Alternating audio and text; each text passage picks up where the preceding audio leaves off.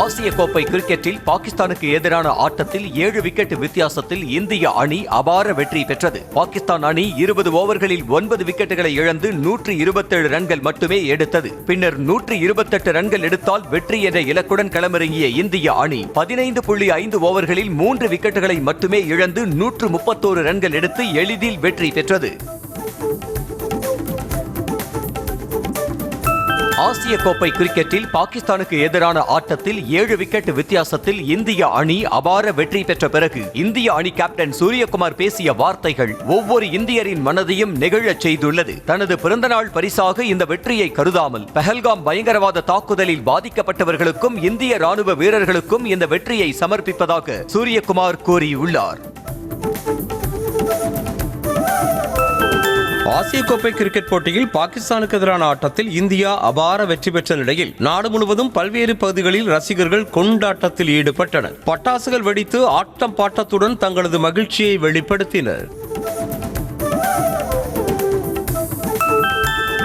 ஆசிய கோப்பை போட்டியின் வெற்றிக்கு பிறகு பாகிஸ்தான் வீரர்களுடன் இந்திய அணியினர் கைகுலுக்குவதை தவிர்த்தனர். போட்டி தொடங்குவதற்கு முன்னதாக டாஸ் சுண்டிய போதும் இரு அணியின் கேப்டன்களும் பரஸ்பரம் கைகுலுக்காமல் சென்றனர். போட்டி முடிந்த பின்னர் இந்திய அணியினர் கைகுலுக்க வராததை உணர்ந்த பாகிஸ்தான் கேப்டன் சல்மான் பரிசு கொடுக்கும் நிகழ்விலும் பங்கேற்கவில்லை. பஹல்காம் தாக்குதலை காரணம் காட்டி இந்திய அணியினர் கைகுலுக்க மறுத்ததாக கூறப்படுகிறது.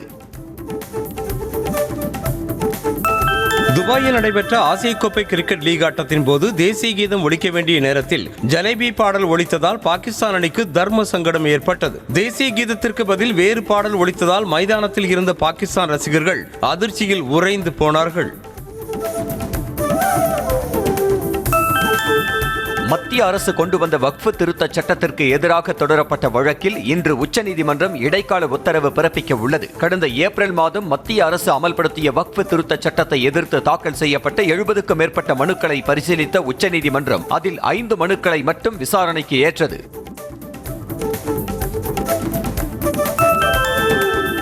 பீகார் மாநிலம் புர்னியா மாவட்டத்தில் 36,000 கோடி ரூபாய் மதிப்புடைய பல்வேறு திட்டங்களை பிரதமர் மோடி இன்று தொடங்கி வைத்து பேரணி செல்கிறார். பீகாரின் வடக்கு பகுதியில் புதிதாக கட்டப்பட்டுள்ள விமான நிலைய முனையத்தை பிரதமர் திறந்து வைக்கிறார். இந்தியாவின் மற்ற மொழிகளுக்கு ஹிந்தி மொழியின் நண்பன் தானே தவிர எதிரி அல்ல என்று மத்திய உள்துறை அமைச்சர் அமித்ஷா தெரிவித்திருக்கிறார். ஹிந்தி மொழி நாளையொட்டி குஜராத்தில் நடைபெற்ற நிகழ்ச்சியில் பேசிய அவர் ஹிந்தி தேசிய ஒற்றுமையை மேம்படுத்துகிறது என்று குறிப்பிட்டு பேசினார். வாக்கு திருட்டு நடந்ததாக ராகுலின் குற்றச்சாட்டு குறித்து உரிய விசாரணை நடத்த வேண்டும் என இந்திய முன்னாள் தலைமை தேர்தல் ஆணையர் எஸ்.வை. குரேஷி தெரிவித்திருக்கிறார். பிடிஐ செய்தி நிறுவனத்திற்கு அவர் அளித்த பேட்டியில் இவ்வாறு கூறிய அவர், ஆனால் அதற்கு பதிலாக ராகுல் காந்தியை ஆட்சேபிக்கும் வகையில் இப்போதுள்ள தலைமை தேர்தல் ஆணையர் திட்டியதாக குற்றம் சாட்டியிருக்கிறார்.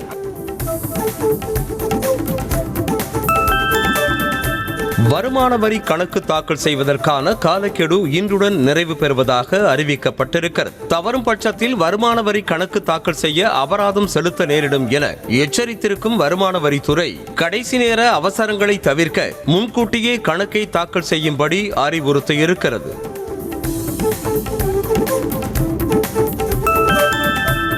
ஆதரவற்ற பிள்ளைகளுக்காக மாதந்தோறும் 2,000 ரூபாய் உதவித்தொகை வழங்கும் அன்பு கரங்கள் திட்டத்தை முதலமைச்சர் மு.க. ஸ்டாலின் இன்று தொடங்கி வைக்கிறார். பெற்றோரை இழந்த குழந்தைகள் பள்ளிப்படிப்பை முடிக்கும் வரை இடைநிற்றலின்றி கல்வியை தொடர உதவும் திட்டத்தை முதலமைச்சர் தொடங்கி வைக்கிறார். திமுக ஆட்சி வாக்குறுதிகளை நிறைவேற்றவில்லை என எதிர்க்கட்சிகள் வயிற்றெரிச்சலோடு பொய் பரப்புவதாக முதலமைச்சர் மு.க. ஸ்டாலின் குற்றம் சாட்டியிருக்கிறார். கிருஷ்ணகிரியில் நடைபெற்ற நிகழ்ச்சியில் பேசிய அவர் மலிவான அரசியல் செய்வோருக்கு பதில் சொல்ல வேண்டிய அவசியம் இல்லை என காட்டமாக தெரிவித்திருக்கிறார். நீட் தேர்வுக்கு தடை வாங்க முடியவில்லை என்பதை மறுக்கவில்லை என முதலமைச்சர் மு.க. ஸ்டாலின் தெரிவித்திருக்கிறார். மேலும் மத்தியில் ஒரு நாள் தமிழ்நாட்டுக்கான நீதியை தரும் ஆட்சி அமையும் போது நிச்சயம் நீட் விலக்கு பெறப்படும் என உறுதியளித்தார். அதிமுக பொதுச் செயலாளர் எடப்பாடி பழனிசாமி செவ்வாய்க்கிழமை டெல்லி செல்ல உள்ளார். குடியரசு துணைத் தலைவராக பொறுப்பேற்ற சி.பி. ராதாகிருஷ்ணனை சந்தித்து வாழ்த்து தெரிவிப்பதுடன் அமித்ஷா உள்ளிட்ட பாஜக மூத்த தலைவர்களையும் சந்தித்து பேச திட்டமிட்டுள்ளதாக கூறப்படுகிறது. மதுரையில் எதிர்க்கட்சி துணைத் தலைவர் RB உதயகுமாரின் தாயார் திருவுருவப் படத்தை திறந்து வைத்த பின்னர் அதிமுக பொதுச் செயலாளர் எடப்பாடி பழனிசாமி, தமிழ்நாடு பாஜக தலைவர் நயினா நாகேந்திரன் உள்ளிட்டோர் அஞ்சலி செலுத்தினர். படத்திறப்பு விழாவில் முன்னாள் அமைச்சர்கள் SP வேலுமணி, ராஜேந்திர பாலாஜி உள்ளிட்டோர் கலந்து கொண்டனர். திமுகவின் தேர்தல் வாக்குறுதிகள் தொடர்பாக முதலமைச்சர் மு க ஸ்டாலின் மீண்டும் பொய் சொல்லக்கூடாது என பாமக தலைவர் அன்புமணி கண்டனம் தெரிவித்துள்ளார். எக்ஸ் தளத்தில் அவர் வெளியிட்டுள்ள பதிவில், தேர்தல் வாக்குறுதிகள் நிறைவேற்றப்பட்டதற்கான ஆதாரங்களுடன் நேரடியாக விவாதம் நடத்த தயாரா என சவால் விடுத்துள்ளார். வெளியவே வரமாட்டான் என சொல்லாடல் செய்தவர்கள் தற்போது வெவ்வேறு விதங்களில் புலம்ப தொடங்கிவிட்டதாக தவேக தலைவர் விஜய் விமர்சனம் செய்துள்ளார். இது தொடர்பாக வெளியிட்டுள்ள அறிக்கையில், முப்பெரும் விழா கடிதத்தில் வெறுப்பையும் விரக்தியையும் கக்கியிருந்ததாக முதலமைச்சர் மு க ஸ்டாலினுக்கு மறைமுகமாக பதிலடி கொடுத்துள்ளார். திமுக முப்பெரும் விழா கடிதத்தில் புதிய எதிரிகள் என பெயர் சொல்லாமல் குறிப்பிட்டிருப்பதை சுட்டிக்காட்டி தவேக தலைவர் விஜய் விமர்சனம் செய்துள்ளார். மேலும் பழையன கழிதலும் புதியன புகுதலும் தானே பழந்தமிழ் மரபு என பதிலடி கொடுத்துள்ளார். கொள்கை என கூப்பாடு போட்டுக்கொண்டு கொள்ளையடிப்போர் யார் என மக்களுக்கு தெரியும் என தவேக தலைவர் விஜய் காட்டமாக தெரிவித்துள்ளார். மேலும் தவேக உருவாக்கியிருக்கும் தன்னெழுச்சி திமுகவை குமுற வைத்துள்ளதாகவும் அவர் வெளியிட்டுள்ள அறிக்கையில் சாடியுள்ளார். தேர்தல் பிரச்சார களத்திற்கு வந்த தவேக தலைவர் விஜயை பார்த்து திமுகவினர் புலம்பவில்லை என அமைச்சர் சக்கரபாணி கூறியுள்ளார். திண்டுக்கல் மாவட்டம் ஒட்டன்சத்திரத்தில் செய்தியாளர்கள் கேள்விக்கு பதிலளித்த அவர், விஜயை பார்த்து தாங்கள் புலம்புகிறோமா என மீண்டும் கேட்டு ஆவேசமாகினார். மேலும் 2026 மீண்டும் திமுக ஆட்சி அமைப்பது உறுதி எனவும் திட்டவட்டமாக தெரிவித்தார். கரியரின் உச்சத்தையும் வருமானத்தையும் விட்டுவிட்டு யார் அரசியலுக்கு அழைத்தார்கள் என தமிழக வெற்றி கழக தலைவர் விஜய்க்கு நாம் தமிழர் கட்சி ஒருங்கிணைப்பாளர் சீமான் கேள்வி எழுப்பியுள்ளார். கோவையில் நடைபெற்ற பொதுக்கூட்டத்தில் பேசிய அவர், மக்களின் பிரச்சனைகளை எழுதி வைத்துக் கொண்டு பேசுபவர்கள் நாங்கள் அல்ல என விஜய்க்கு பதிலடி கொடுத்துள்ளார். தற்போது அரசியல் களத்திற்கு வரும் தவேக தலைவர் விஜய் கொரோனா காலத்தில் எங்கு பதுங்கியிருந்தார் என அமைச்சர் MRK பன்னீர்செல்வம் கேள்வி எழுப்பியுள்ளார். கடலூரில் செய்தியாளர்களை சந்தித்த அவர், கொரோனா காலத்தில் பல கட்சி தலைவர்கள் மக்களுக்கு உதவி செய்யும் போது விஜய் எங்கே போனார் என சாடினார். தமிழுக்கும் தமிழருக்கும் உலக அரங்கில் முக்கியத்துவம் அளித்து வருபவர்தான் பிரதமர் மோடி என பாஜக மகளிர் அணி தேசிய தலைவர் வானதி ஸ்ரீனிவாசன் கூறினார். சென்னையில் செய்தியாளர்களிடம் பேசிய அவர், தமிழுக்கும் தமிழர்களுக்கும் பாஜக எதுவும் செய்யவில்லை என்று திமுக சொல்வது போலவே தற்போது விஜயும் சொல்வதாக குற்றம் சாட்டினார். திருச்சியில் விஜய் பிரச்சாரத்தில் விதிமீறல்கள் நடைபெற்றதாக கூறி தவேக நிர்வாகிகள் 7 பேர் மீது திருச்சி போலீசார் வழக்கு பதிவு செய்துள்ளனர். தவேக பிரச்சாரத்தின் போது தனியார் மற்றும் பொது சொத்துக்களுக்கு சேதம் விளைவித்தது, போலீசார் விதித்த நிபந்தனைகளை மீறியது உள்ளிட்டவை தொடர்பாக கண்டோன்மென்ட், காந்தி மார்க்கெட், ஸ்ரீரங்கம் ஆகிய 3 காவல் நிலையங்களில் வழக்கு பதிவு செய்யப்பட்டுள்ளது. கோவை மாவட்டத்தில் 6 சட்டமன்ற தொகுதிகளில் போட்டியிடும் நாம் தமிழர் கட்சி வேட்பாளர்கள் அறிவிக்கப்பட்டுள்ளனர். நாம் தமிழர் கட்சியின் சார்பாக நடைபெற்ற பொதுக்கூட்டத்தில் பேசிய அக்கட்சி ஒருங்கிணைப்பாளர் சீமான், கோவையில் உள்ள 10 சட்டமன்ற தொகுதிகளில் 6 தொகுதிகளில் களம் காணும் வேட்பாளர்களை பொதுமக்களுக்கு அறிமுகம் செய்து வைத்தார். தமிழகத்தில் வரும் 16ஆம் தேதி முதல் 19ஆம் தேதி வரை கனமழை பெய்ய வாய்ப்புள்ளதாக சென்னை வானிலை ஆய்வு மையம் தெரிவித்துள்ளது. அதன்படி ஈரோடு, கிருஷ்ணகிரி, தருமபுரி, திருப்பத்தூர், சேலம், வேலூர் ஆகிய மாவட்டங்களில் 16ஆம் தேதியன்று கனமழைக்கு வாய்ப்பிருப்பதாக கணிக்கப்பட்டுள்ளது. பேரறிஞர் அண்ணா பிறந்த நாளையொட்டி தமிழ்நாடு காவல் அலுவலர்கள் 193 பேருக்கு பதக்கங்கள் அறிவிக்கப்பட்டுள்ளன. சிறப்பாக பணியாற்றிய சீருடை அலுவலர்கள், பணியாளர்களை கௌரவிக்கும் விதமாக அண்ணா பதக்கங்களை வழங்க முதலமைச்சர் மு க ஸ்டாலின் உத்தரவிட்டிருக்கிறார். மத்தியில் மனிதனின் உரிமை, மொழி மற்றும் மத சுதந்திரம் ஆகியவைகளை பாதுகாக்கும் ஆட்சி விரைவில் உருவாகும் என திமுக MP கனிமொழி திட்டவட்டமாக தெரிவித்தார். நெல்லையில் இந்திய யூனியன் முஸ்லிம் லீக் கட்சியின் மாநாட்டில் பங்கேற்று பேசிய அவர், மத்திய அரசு மக்களால் வாக்களிக்கப்பட்டு உருவாக்கப்பட்டதா அல்லது தேர்தல் ஆணையத்தின் ஒத்துழைப்பால் உருவாக்கப்பட்டதா என கேள்வி எழுப்பினார். ஈரோடு புறநகர் மேற்கு மாவட்ட ஓ பன்னீர்செல்வம் ஆதரவாளர்கள் 100க்கும் மேற்பட்டோர் அதிமுக பொதுச் செயலாளர் எடப்பாடி பழனிசாமி முன்னிலையில் அதிமுகவில் இணைத்துக் கொண்டனர். மேட்டுப்பாளையம் தொகுதி சட்டமன்ற உறுப்பினர் செல்வராஜ் உள்ளிட்ட ஓ பன்னீர்செல்வம் ஆதரவாளர்கள் அதிமுகவில் இணைந்தனர்.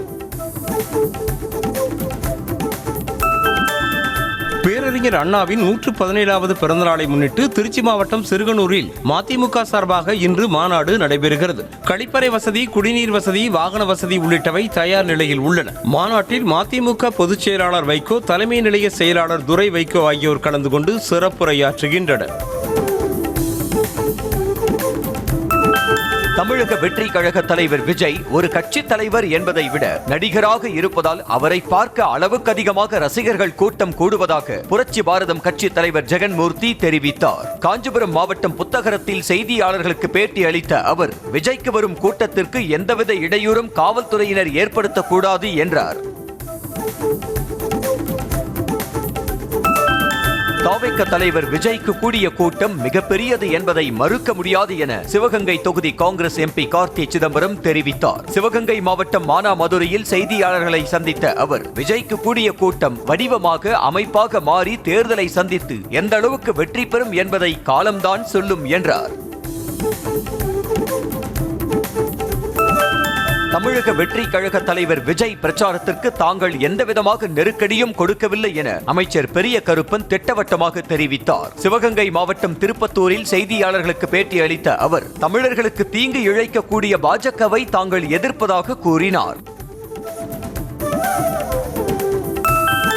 சென்னையில் விசிக நிர்வாகியை தாக்கியதாக கைது செய்யப்பட்ட புரட்சி தமிழகம் கட்சி தலைவர் ஏர்போர்ட் மூர்த்தி குண்டர் தடுப்புச் சட்டத்தின் கீழ் சிறையில் அடைக்கப்பட்டார். கடந்த மாதம் டிஜிபி அலுவலகம் முன்பு விசிக நிர்வாகிகளுக்கும் ஏர்போர்ட் மூர்த்திக்கும் இடையே மோதல் தொடர்பான வழக்கில் அவரை போலீசார் கைது செய்து சிறையில் அடைத்துள்ளனர்.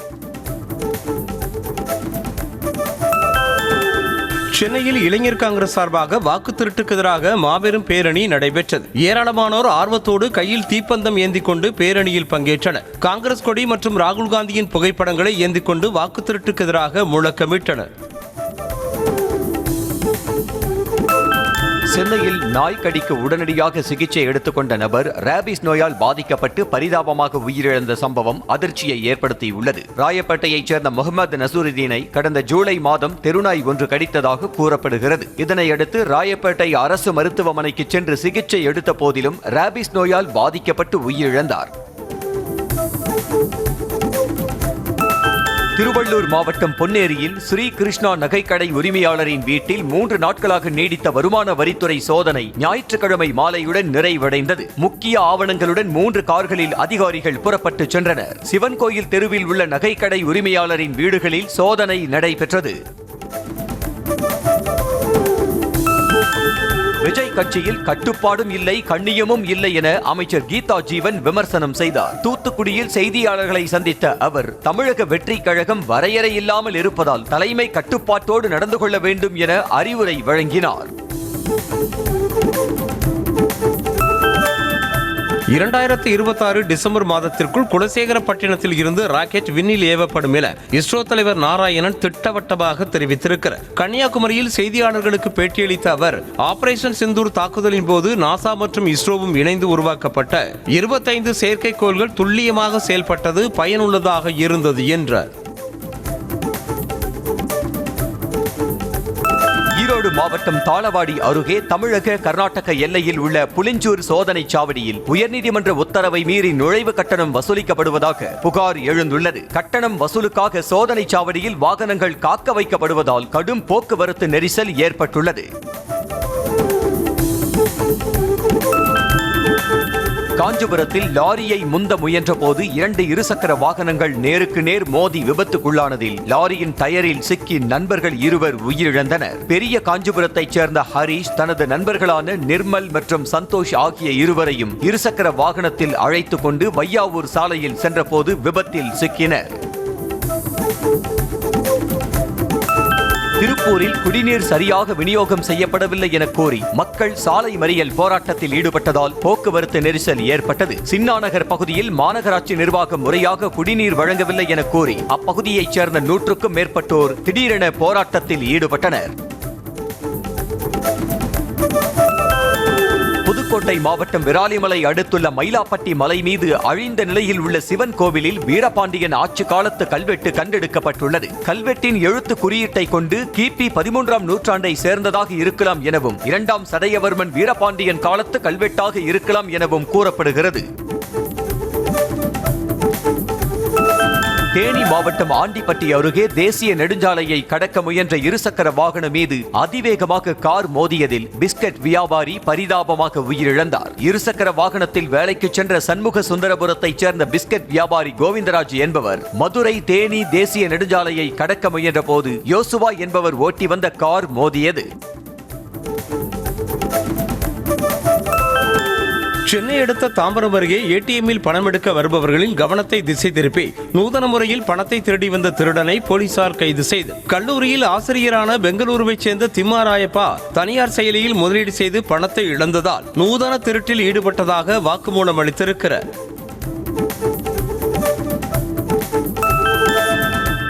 கிருஷ்ணகிரி மாவட்டம் ஒசூரில் ஏடிஎம் இயந்திரத்தில் ஃபெவிக்விக் பசை தடவி நூதன முறையில் பணத்தை திருடி வந்த ஹரியானா மாநில திருடர்களை போலீசார் சுற்றி வளைத்து கைது செய்தனர். ஏடிஎம் பராமரிப்பு வேலை செய்யும் முரளி பணம் வராததை வெளியில் நின்று கண்காணித்த போது கொள்ளையர்கள் உள்ளே சென்ற நிலையில் அவர்களை ஏடிஎம்மில் வைத்து பூட்டி போலீசாரிடம் தகவல் தெரிவித்திருக்கிறார்.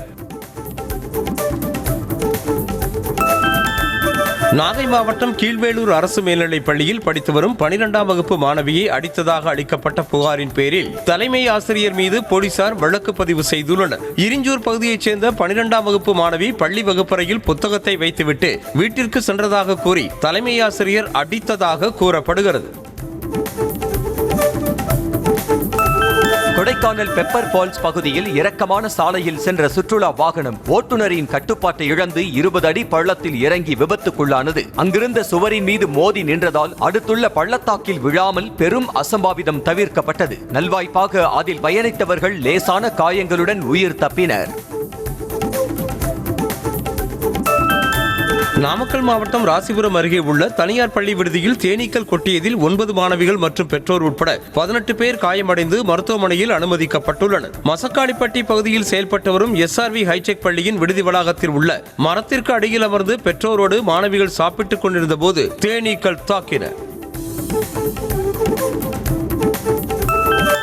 கடலூர் மாவட்டம் வேப்பூர் அருகே வன விலங்குகளை வேட்டையாட நாட்டு துப்பாக்கியுடன் வனப்பகுதியில் சுற்றி திரிந்த 4வரை கைது செய்த போலீசார் நாட்டு துப்பாக்கி, கத்தி மற்றும் கார் ஆகியவற்றை பறிமுதல் செய்தனர். சேப்பாக்கத்தில் சாலையோரம் உள்ள வனப்பகுதியில் சந்தேகத்துக்கிடமாக சுற்றி திரிந்த 4வரை பிடித்து விசாரித்ததில் அவர்கள் வேட்டையாடுவதற்காக சுற்றி திரிந்தது தெரிய வந்தது.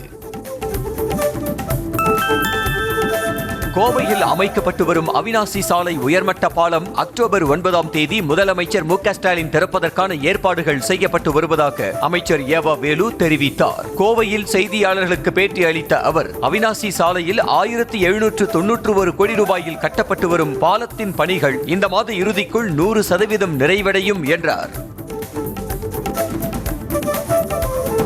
கள்ளக்குறிச்சி மாவட்டம் சங்கராபுரம் அருகே கூரை வீடு தீப்பற்றி எரிந்த நிலையில் வீட்டு உபயோக பொருட்கள் 40,000 ரூபாய் மற்றும் 1 பவுன் நகை உள்ளிட்டவை முற்றிலும் எரிந்து சேதமானது. கொளத்தூர் மாரியம்மன் கோயில் தெருவில் முனியன் என்பவர் வீட்டை பூட்டிவிட்டு வேலைக்கு சென்றிருந்த சமயத்தில் கூரை வீடு எதிர்பாராத விதமாக தீப்பற்றி எரிந்ததாக தெரிகிறது. ராமநாதபுரத்தில் பாலடைந்த கட்டிடத்தில் உள்ள குப்பை கழிவுகள் திடீரென தீப்பிடித்து எரிந்ததால் அப்பகுதி முழுவதும் புகை மண்டலமாக காட்சியளித்தது. ஸ்வாட் மெட்ரிகுலேஷன் மேல்நிலைப் பள்ளியின் எதிர்ப்புறத்தில் பயன்படுத்தப்படாமல் உள்ள கட்டிடத்தில் கொட்டி வைக்கப்பட்டிருந்த குப்பை கழிவுகள் தீப்பிடித்து கொழுந்துவிட்டு எரிந்த நிலையில் அதனை தீயணைப்பு வீரர்கள் அணைத்தனர். திருப்பத்தூர் மாவட்டம் கந்திலி அடுத்த பனந்தோப்பு பகுதியில் உள்ள ஆவின் கடை எதிரே கற்களை கொட்டி உள்ளதால் வியாபாரம் பாதிக்கப்படுவதாக ஆவின் கடை உரிமையாளர் வேதனை தெரிவிக்கிறார். லட்சுமி என்பவருக்கு மகளிர் திட்டம் மூலமாக அரசு சார்பில் ஆவின் பாலகம் வைத்துக் கொடுக்கப்பட்டிருக்கும் நிலையில் கடைக்கு பின்னால் இருக்கும் நிலத்தின் உரிமையாளர்கள் கற்களை கொட்டி ஆக்கிரமித்திருப்பதாக தெரிகிறது. செங்கற்பட்டு மாவட்டம் மதுராந்தகம் அருகே புறம்போக்கு நிலத்தை ஆக்கிரமிப்பு செய்த நபரை கண்டித்து கொளம்பாக்கம் கிராமத்தினர் சாலை மறியலில் ஈடுபட்டனர். மாமுண்டூரைச் சேர்ந்த மகேஷ் தேசிய நெடுஞ்சாலை ஓரம் உள்ள அரசு புறம்போக்கு நிலத்தை ஆக்கிரமித்து உணவு விடுதி கட்டுவதாக புகார் கூறியுள்ளனர். கன்னியாகுமரி மாவட்டம் ராஜாக்கமங்கலத்தில் மீனவ இளைஞரை கல்லால் தாக்கி 5000 ரூபாய் மற்றும் செல்போனை பறித்து சென்ற 2 பேரை கைது செய்த போலீசார் தலைமறைவாகியுள்ள ஒருவரை தேடி வருகின்றனர். மீன்பிடி வலை வாங்குவதற்காக சென்ற அருண் என்பவரை வழிமறித்த 3 பேர் கொண்ட கும்பல் கடுமையாக தாக்கி வழிப்பறியில் ஈடுபட்டுள்ளது. கடலூர் மாவட்டம் பன்ருட்டி அருகே வீட்டில் தனியாக இருந்த 8ஆம் வகுப்பு படிக்கும் மாணவியை பாலியல் வன்புணர்வு செய்த நபரை போக்சோ சட்டத்தில் போலீசார் கைது செய்தனர். கரும்பு வெட்டும் கூலி தொழிலாளி பாலா என்பவன் மாணவியை பாலியல் வன்புணர்வு செய்துவிட்டு தப்பிக்க முயன்றபோது அவனை அப்பகுதி மக்கள் பிடித்து போலீசாரிடம் ஒப்படைத்தனர். நாகை மாவட்டம் வேளாங்கண்ணி அருகே கொலை வழக்கில் 10 ஆண்டுகளாக தலைமறைவாக இருந்து வந்த நபரை போலீசார் கைது செய்தனர். 2011ஆம் ஆண்டு நடைபெற்ற கொலை வழக்கில் தெற்கு பொய்கை நல்லூரைச் சேர்ந்த ராஜேந்திரன் என்பவரை போலீசார் தேடி வந்த நிலையில் நாகை பேருந்து நிலையம் அருகே அவரை மடக்கி பிடித்தனர். தூத்துக்குடி மாவட்டம் கோவில்பட்டி அருகே மது போதையில் தந்தையை கொன்றுவிட்டு மகன் காவல் நிலையத்தில் சரணடைந்த சம்பவம் பரபரப்பை ஏற்படுத்தியிருக்கிறது. வண்ணாவூரணி பகுதியைச் சேர்ந்த முனியசாமி மற்றும் அவரது மகன் ராகுல் காந்தி இடையே போதையில் சண்டை ஏற்பட்ட நிலையில் மகன் பிளேடால் தந்தை கழுத்தை அறுத்து கொலை செய்திருக்கிறார். கன்னியாகுமரி மாவட்டம் மணவாளக்குறிச்சியில் அமைந்துள்ள இந்திய அரிய மணல் ஆலை நிர்வாகத்திற்கு மணல் அள்ள மீனவ கிராம மக்கள் எதிர்ப்பு தெரிவித்து வரும் நிலையில் மணல் அள்ளுவதால் எந்த பாதிப்பும் இல்லை என முதன்மை பொது மேலாளர் தெரிவித்தார். மாவட்ட வளர்ச்சிக்கான ஆலோசனை கூட்டத்தில் பேசிய அவர் மக்கள் யாரும் அச்சம் கொள்ள தேவையில்லை என்றார். ராணிப்பேட்டை மாவட்டம் சிற்காட்டு பகுதியில் உள்ள குளத்தில் விதிகளை மீறி ரசாயன கழிவுநீர் கலப்பதாக புகார் எழுந்த நிலையில் மாவட்ட ஆட்சியர் நேரில் ஆய்வு மேற்கொண்டார். தோல் பதனிடும் தொழிற்சாலையில் இருந்த ரசாயன கழிவுநீர் வெளியேறி குளத்தில் கலப்பதாக இணையத்தில் வீடியோ வெளியானது. திண்டுக்கல் அருகே பழனி மலைச்சாலையில் சென்ற டெம்போ வாகனம் ஓட்டுநரின் கட்டுப்பாட்டை இழந்து 300 அடி பள்ளத்தில் கவிழ்ந்து விபத்துக்குள்ளானதில் கொடைக்கானலுக்கு சுற்றுலா வந்த குடும்பத்தினர் படுகாயமடைந்தனர். வெள்ளைப்பாறை என்ற குறுகிய சாலையில் சென்றபோது திடீரென பிரேக் பிடிக்காததால் ஓட்டுநரின் கட்டுப்பாட்டை இழந்து 300 அடி பள்ளத்தில் கவிழ்ந்து விபத்துக்குள்ளானது. சேலம் மாவட்டம் எடப்பாடி காவல் நிலையம் அருகே போதை மாத்திரைகளை விற்பனை செய்ததாக திமுக நகர்மன்ற கவுன்சிலரின் மகன் உட்பட 5 பேரை போலீசார் கைது செய்தனர். தனியார் விடுதியில் காவல்துறையினர் சோதனை செய்தபோது வெள்ளார் நாயக்கன் பாளையத்தைச் சேர்ந்த திமுக கவுன்சிலரின் மகன் சுரேஷ்குமார் உட்பட 5 பேர் கல்லூரி மாணவர்களை குறிவைத்து போதை மாத்திரைகளை விற்பனை செய்தது கண்டுபிடிக்கப்பட்டது.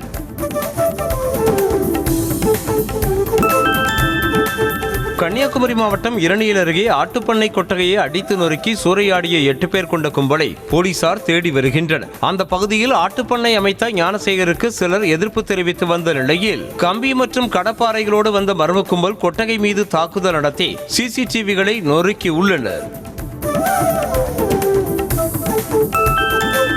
பரணி தண்டாயுதபாணி கோவில் மடத்திற்கு சொந்தமான நிலத்தில் பராமரிப்பு பணிகளை மேற்கொள்ளக்கூடாது என கூறி அதிகாரிகளிடம் மடத்தின் நிர்வாகிகள் வாக்குவாதத்தில் ஈடுபட்டதால் பரபரப்பு ஏற்பட்டது. முருகன் கோவிலுக்கு சொந்தமான நிலத்தை மடத்தின் நிர்வாகிகள் பயன்படுத்தி வந்த நிலையில் அதனை இந்து சமய அறநிலையத்துறை மீட்டிருப்பதாக அறிக்கை வெளியிட்டிருந்தது. தூத்துக்குடி மாவட்ட விளையாட்டு மைதானத்தில் மாற்றுத்திறனாளிகளுக்கான மாநில அளவிலான அமர்வு கைப்பந்து போட்டிகள் நடைபெற்றன. 12 மாவட்டங்களைச் சேர்ந்த அமர்வு கைப்பந்து அணிகள் கலந்து கொண்ட இந்த போட்டிகள் லீக் முறையில் நடைபெற்றது. கன்னியாகுமரி அணி முதலிடமும் தூத்துக்குடி அணி 2ஆம் இடமும் பெற்று பரிசுகளை அள்ளிச் சென்றன. நெல்லை மாவட்டம் திசையன்விளை அருகே பெருங்குளத்தில் ஐயா வைகுண்டர் பெருமைபதி திருவிழாவை முன்னிட்டு முதல் முறையாக நாய்களுக்கான ஓட்ட பந்தயம் நடைபெற்றது. நெல்லை மாவட்ட திமுக மற்றும் RR ரேஸ் கிளப் சார்பில் நடைபெற்ற இப்போட்டியில் 32 நாய்கள் கலந்து கொண்டன. 4 சுற்றுகளாக நடைபெற்ற இப்போட்டியில் வெற்றி பெற்ற நாய்களின் உரிமையாளர்களுக்கு ரொக்க பரிசுகள் வழங்கப்பட்டன. புதுக்கோட்டை மாவட்ட ரோலர் ஸ்கேட்டிங் சங்கத்தின் சார்பில் அங்குள்ள கலைஞர் பூங்கா விளையாட்டு மைதானத்தில் ரோலர் ஸ்கேட்டிங் போட்டிகள் நடைபெற்றன. இதில் சுமார் 200க்கும் மேற்பட்ட வீரர் வீராங்கனைகள் பங்கேற்றனர். சிறுவர்கள் மின்னல் வேகத்தில் ஸ்கேட்டிங் செய்து பார்வையாளர்களை பரவசப்படுத்தினர்.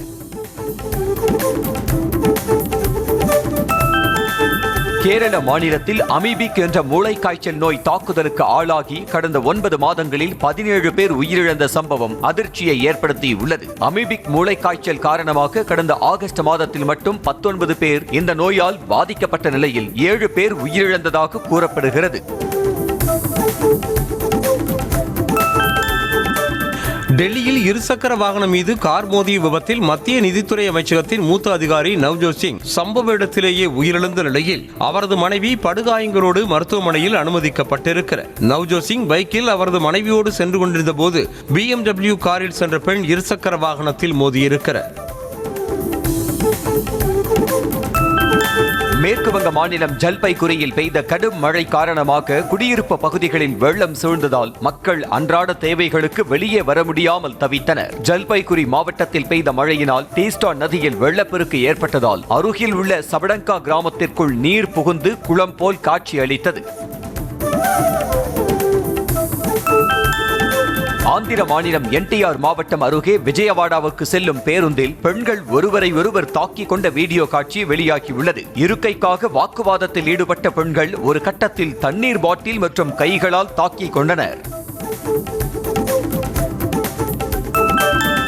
ஆந்திர மாநிலம் அனகாப்பள்ளி மாவட்டத்தில் கணவரோடு முறை தவறிய உறவு வைத்திருந்த இளம்பெண்ணை மனைவி தாக்கிய வீடியோ வெளியாக இருக்கிறது. நர்சிப்பட்டினத்தைச் சேர்ந்த நபர் ஏற்கனவே திருமணம் செய்து அவருக்கு ஒரு மகன் உள்ள நிலையில் மனைவிக்கு தெரியாமல் வேறு ஒரு பெண்ணுடன் தொடர்பு வைத்திருந்ததாக கூறப்படுகிறது. கேரள மாநிலம் பத்தனம்திட்டா மாவட்டத்தில் ஹனி டிராப் மூலமாக இளைஞர்களை வரவழைத்து சித்திரவதை செய்த தம்பதியை போலீசார் கைது செய்தனர். சரல்குன்யூ பகுதியைச் சேர்ந்த ஜெயேஷ் மற்றும் அவரது மனைவி ரஷ்மி ஹனி டிராப் மூலமாக 2 இளைஞர்களை வரவழைத்து நிர்வாணமாக வீடியோ எடுத்து சித்திரவதை செய்ததோடு மிரட்டி பணம் மற்றும் நகையை பறித்துள்ளனர். குஜராத் மாநிலம் சூரத் அருகே தனியார் விடுதியில் பாலியல் தொழிலில் ஈடுபடுத்தப்பட்ட 13 தாய்லாந்து பெண்கள் உட்பட 22 பேரை போலீசார் கைது செய்தனர். ரகசிய தகவலின் பேரில் தனிப்படை போலீசார் நடத்திய சோதனையில் அறையில் பாலியல் தொழிலில் ஈடுபட்டிருந்த 13 பெண்கள் மற்றும் ஹோட்டல் மேலாளர் உட்பட பணியாளர்கள் என மொத்தமாக 22 பேர் கைது செய்யப்பட்டனர். கத்தார் மீதான இஸ்ரேலின் தாக்குதல் எந்தவித மாற்றத்தையும் ஏற்படுத்தாது என கத்தார் பிரதமர் ஷேக் முகமது பின் அப்துல் ரஹ்மான் அல் தானி கூறினார். கத்தார் மீதான தாக்குதல் குறித்து கூறிய இஸ்ரேல் பிரதமர் நெதன்யாகு, கத்தாரில் உள்ள ஹமாஸ் தலைவர்களை வெளியேற்றுவதே ஹமாஸில் உள்ள பணைய கைதிகளை மீட்க ஒரே வழி என்று கூறியிருந்தார். கத்தார் மீதான இஸ்ரேல் தாக்குதலை கண்டித்து தலைநகர் தோஹாவில் அரபு இஸ்லாமிய தலைவர்களின் அவசர ஆலோசனை கூட்டம் இன்று நடைபெற உள்ளது. ஹமாஸ் தலைவர்கள் தங்கியிருந்த தோஹாவில் எந்தவித முன்னறிவிப்பும் இன்றி இஸ்ரேல் வான்வழி தாக்குதல் நடத்தியது பல்வேறு கண்டனங்களுக்கு உள்ளாகியிருக்கிறது. ஆலோசனை கூட்டத்தில் இஸ்ரேல் அரசை கண்டித்து முக்கிய தீர்மானங்கள் எடுக்கப்பட்டு அறிவிக்கப்படும் என தகவல் வெளியாகியுள்ளது. காசாவில் பன்னடுக்கு குடியிருப்பு கட்டிடத்தை கண்ணிமைக்கும் நேரத்தில் இஸ்ரேல் தாக்கி தரைமட்டமாக்கியது. இதன் காரணமாக நகரம் முழுவதும் தூசுகளால் நிரம்பி காணப்பட்ட நிலையில் மக்கள் அலறியடித்துக் கொண்டு ஓட்டம் பிடித்தனர். ரஷ்யாவுடனான போரை அடுத்த ஆண்டு தொடர யுக்ரைனுக்கு சுமார் 10 லட்சம் கோடி ரூபாய் தேவைப்படும் என அந்த நாட்டின் ராணுவ அமைச்சர் டெனிஸ் மேகர் தெரிவித்திருக்கிறார். ராய்ட்டர்ஸ் செய்தி நிறுவனத்திற்கு அளித்த பேட்டியில் இதை தெரிவித்திருக்கும் அவர், போர் முடிவுக்கு வந்தாலும் யுக்ரைனை நிலைநிறுத்த இந்த அளவுக்கு பணம் தேவைப்படும் என்றார். உக்ரைன் நாட்டின் நிப்ரோ பெட்ரோவஸ்க் பிராந்தியத்தில் மேலும் ஒரு கிராமத்தை ரஷ்ய படைகள் கைப்பற்றின. நோவோமி கொலாயுகா கிராமத்தில் வீடுகள், சாலைகள், நீர்நிலைகளின் மீது ரஷ்ய படைகள் நடத்திய தாக்குதலின் காட்சிகளை ரஷ்ய பாதுகாப்பு அமைச்சகம் வெளியிட்டுள்ளது. தாக்குதல் நடத்திய இடங்களில் தங்களது நாட்டின் கொடியை பறக்கவிட்டு ரஷ்யா ஆக்கிரமிப்பை உறுதிப்படுத்தியுள்ளது. நேபாள கலவரத்தின் போது சிறைகளில் இருந்து தப்பியோடிய 3700 கைதிகள் மீண்டும் கைது செய்யப்பட்டுள்ளனர். வன்முறையின் போது தப்பிச் சென்றவர்களை பிடிக்க போலீசார் மற்றும் ராணுவத்தினர் தீவிர தேடுதல் வேட்டையில் ஈடுபட்டு வருகின்றனர். இன்னும் சுமார் 10,000க்கும் மேற்பட்ட கைதிகள் தலைமறைவாக உள்ளதால் அவர்களை பிடிக்க போலீசார் மற்றும் ராணுவத்தினர் மும்முரம் காட்டி வருகின்றனர்.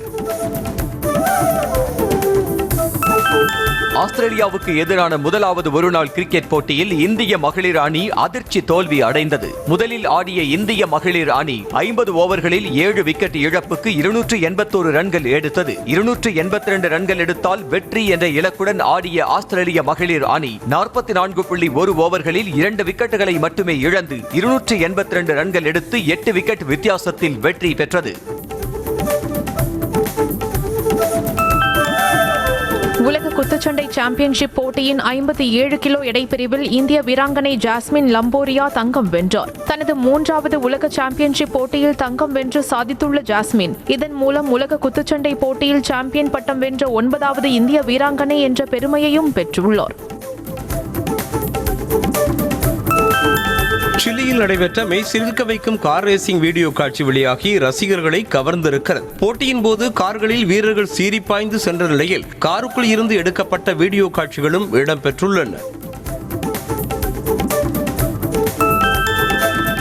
தனக்கு பாராட்டு விழா நடத்திய தமிழக அரசுக்கும் முதலமைச்சர் மு.க.ஸ்டாலினுக்கும் இசையமைப்பாளர் இளையராஜா நன்றி தெரிவித்திருக்கிறார். இதுகுறித்து அவர் வெளியிட்டிருக்கும் வீடியோவுடன் கூடிய எக்ஸ் பதிவில் என் மீது முதலமைச்சருக்கு ஏன் இவ்வளவு அன்பு என்பதை முதலமைச்சர் தான் கூற வேண்டும் எனவும் உணர்ச்சி பெருக்குடன் தெரிவித்திருக்கிறார்.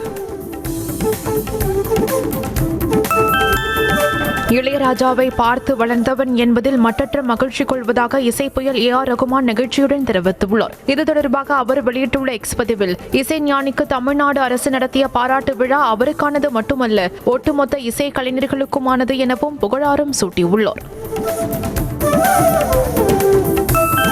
தன்னை பாதித்த உண்மை கதாபாத்திரங்களோடு கற்பனை கதையை கலந்து கொண்டு வரப்பட்டதுதான் இட்லி கடை திரைப்படம் என நடிகர் தனுஷ் கூறினார். சென்னை நேரு உள்விளையாட்டு அரங்கில் நடைபெற்ற இட்லி கடை திரைப்படத்தின் இசை வெளியீட்டு விழாவில் பேசிய தனுஷ் படத்தின் ஹீரோ இட்லி கடை வைத்திருப்பதால் டைட்டிலை அவ்வாறு வைத்தேன் என்றார். வெற்றிமாறன் தனுஷ் கூட்டணியில் விரைவில் வடசென்னை 2 படம் உருவாக உள்ளதாக இட்லி கடை திரைப்பட இசை வெளியீட்டு விழாவில் தயாரிப்பாளர் ஐசரி கணேஷ் அறிவித்துள்ளார். சம்பள பிரச்சனை காரணமாக சிம்புவுக்கும் தயாரிப்பு நிறுவனத்துக்கும் கருத்து வேறுபாடு ஏற்பட்டு பின்னர் சுமூகமாக முடிந்த நிலையில் விரைவில் படப்பிடிப்பு தொடங்க உள்ளதாக தெரிகிறது. துல்கர் சல்மான் தயாரிப்பில் கல்யாணி பிரியதர்ஷன் நடிப்பில் வெளியான லோகா திரைப்படம் மோகன்லாலின் தொடரும் திரைப்படத்தின் வசூலை முந்தி சாதனை படைத்துள்ளது. திரையரங்குகளில் வெற்றிகரமாக ஓடிக்கொண்டு 200 கோடி ரூபாய் வசூலை கடந்துள்ள இந்த திரைப்படம் தொடரும் திரைப்படத்தின் வசூலை 18 நாட்களிலேயே முறியடித்ததாக தகவல் வெளியாகியுள்ளது. தான் திரைத்துறைக்கு வந்தபோது இருந்த சூழலை விட தற்போதுள்ள சூழலில் திரைப்படத்தை இயக்குவதும் தயாரித்து வெளியிடுவதும் மிகவும் சவாலான விஷயம் என இயக்குனர் ப. ரஞ்சித் கூறினார். சென்னை வடபழனியில் நடைபெற்ற தண்டகாரண்யம் இசை வெளியீட்டு விழாவில் பேசிய அவர் கலை கொண்டாட்டத்தோடு தான் பேசும் அரசியலை மக்களிடம் கொண்டு சேர்க்க வேண்டும் என்பதுதான் தங்கள் நோக்கம் என்று கூறினார். இயக்குனர் பிரபு சாலமன், ஒளிப்பதிவாளர் சுகுமார் ஆகியோர் மீண்டும் கூட்டணி அமைத்து உருவாக்கி வரும் கும்கி 2 படத்தின் புதிய போஸ்டரை படக்குழு வெளியிட்டுள்ளது. மதி மற்றும் அர்ஜுன் தாஸ் முன்னணி கதாபாத்திரத்தில் நடித்திருக்கும் இப்படம் முழுக்க முழுக்க காடுகளுக்குள்ளேயே படமாக்கப்பட்டுள்ளது. கேரள மாநிலம் பாலக்காடு மாவட்டத்தின் பல்வேறு பகுதிகளில் கிருஷ்ண ஜெயந்தி விழா கோலாகலமாக கொண்டாடப்பட்டது. அலங்கரிக்கப்பட்ட யானைகளில் கிருஷ்ணனின் தங்கச்சிலை ஊர்வலமாக எடுத்து செல்லப்பட்டது. ராதா கிருஷ்ணர் வேடமணிந்த ஏராளமான சிறுவர் சிறுமியர் ஊர்வலத்தில் பங்கேற்றனர்.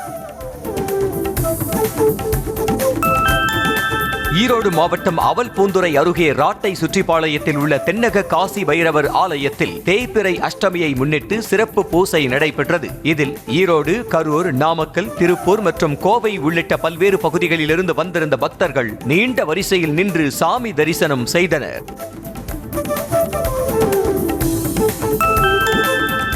தஞ்சை புன்னைநல்லூர் மாரியம்மன் கோயிலில் ஆவணி பெருவிழா திருத்தேரோட்டம் கோலாகலமாக நடைபெற்றது. மயிலாட்டம், கோலாட்டம், வான வேடிக்கை அரங்கேற்றப்பட்டன. முன்னதாக மலர்களால் அலங்கரிக்கப்பட்ட உற்சவருக்கு சிறப்பு பூசைகள் செய்து தீபாராதனை காட்டப்பட்டது. ஆயிரக்கணக்கான பக்தர்கள் பக்தி கோஷமிட்டு தேரை வடம் பிடித்து இழுத்தனர்.